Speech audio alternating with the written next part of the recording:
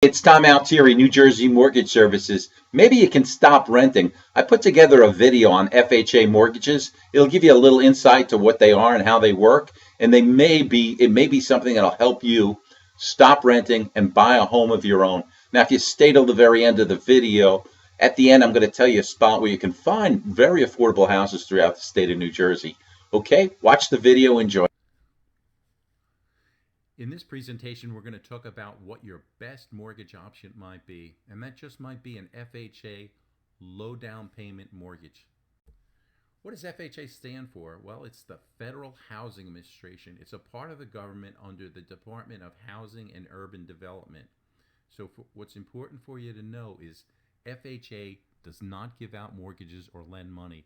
What they do is they insure loans for lenders against default. Now, who can benefit from an FHA mortgage? Well, borrowers with low down payments, borrowers with credit blemishes, borrowers with high debt to income ratios, borrowers who really don't have a lot of their own money and need sellers to help with the closing costs. And we'll go through these in a moment. Now, with a low down payment, the guidelines for an FHA mortgage is you need 3.5% down payment. So an example would be if you were borrowing $200,000 or you bought a property for $200,000, you need $7,000 down payment. That would be 3.5 times 200,000. Now, for those folks who don't have the $7,000 in savings, guidelines allow a gift, and it can be from a family member, it can be from an employer, it can be from an acceptable charitable organization, it can be from the government or local housing grants. Now, one of the other benefits of a FHA mortgage is, they allow for not perfect credit. So below average credit scores are more than acceptable. You can get an FHA mortgage with a credit score down to 580 without any additional down payment.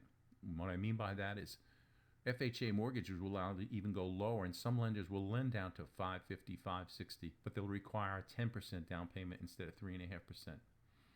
FHA allow judgments, collections, and other delinquent obligations. They don't automatically disqualify you for that, but in most cases, they'll have to be brought current.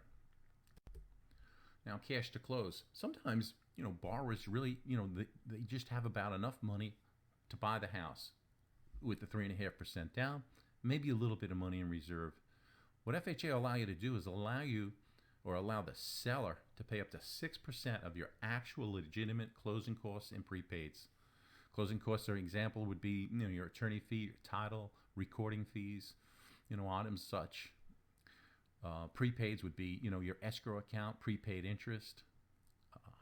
Now, an example of a borrower who may be looking to borrow $200,000. They may need, and this is just for example purposes only, these are not the actual costs, they may need $5,000 to $8,000 in closing costs and prepaids. The nice thing about an FHA mortgage is this can be negotiated as part of the contract. And let's do an example of that also. So you look at a house and the borrower or the seller wants $280,000 for the property, and it's worth $280,000, but in part of your negotiating you say to the seller, hey, I'll give you $280,000. I only want to pay $275,000. So therefore, I want you to take $5,000 out of that $280,000 and use it towards paying my closing costs, my true and actual closing costs and prepaids at closing. That's how you can negotiate some of the closing costs into the contract. Now, higher debt to income ratios. Now, with FHA insures loans, they'll allow borrowers to have higher debt to income ratios. And the term in the industry is DTI. Now, there's two ratios. There's a front ratio and a back ratio. The front ratio would be your new mortgage payment, your monthly mortgage payment, principal, interest, tax insurance, and mortgage insurance.